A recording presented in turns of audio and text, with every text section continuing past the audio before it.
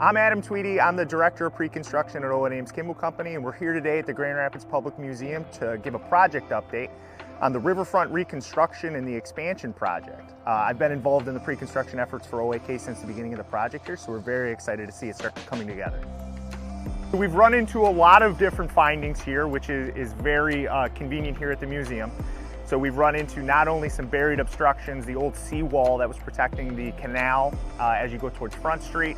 We had to remove a lot of obstructions for that, but as most of you know, we've run into the old water flume under the Voigt Mill. So we were able to expose that and very quickly get that filled in with flowable fill to make sure that there's a strong structural support underneath this side of the riverfront. So we've actually made really good progress in the last few weeks with completing the permanent sheet piles on that side. We're ready to transition over here and allow us to make up some of that time that we've lost. So we feel like we're getting ourselves right back on track. What you'll see here, within the next week, we're gonna come in and remove all these boulders and riprap that lead down into the river. Once we clean that out, we'll be able to come in with new sheet piling on this side of the river so that we're able to lead our way out of the river and then have our permanent retaining walls going down to provide access on this side. Additionally, what you'll see later this week is the micro pile company is coming back in to do their test pile. And what that test pile is we put an early sacrificial pile in that they're able to have the engineers come in and verify the loading, that it's going to provide the right amount of support for our foundation systems. So we are getting to the point where we're starting to make some good progress here, so excited to see this go. So what you can see here to prepare for the new expansion of the carousel ramp, we have to take off the circular, the radius precast panels that are surrounding the fascia of the existing carousel.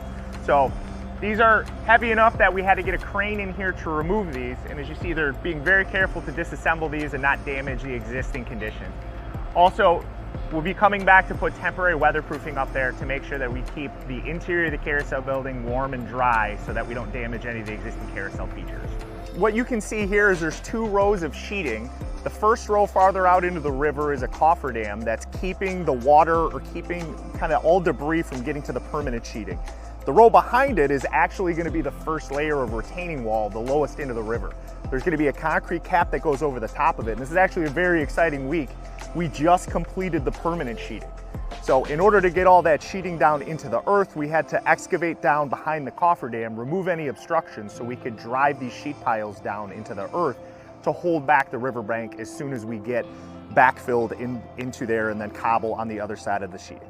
One other thing you'll notice in the next few weeks, this void between the permanent sheeting and the riverbank will get filled in and new concrete ramps will run all the way down to the river, giving us access directly into the river. There will be a concrete cap that goes over the top of the permanent sheets, and they're all gonna get cut down flush to the exact elevation that we have to keep it universally accessible down to the riverbank. We also need to maintain access over to the carousel expansion to create the new ramp on the south side of the carousel, because we need to come in and put micro piles and deep foundations in to support that in the outdoor classroom that will be right over in this area.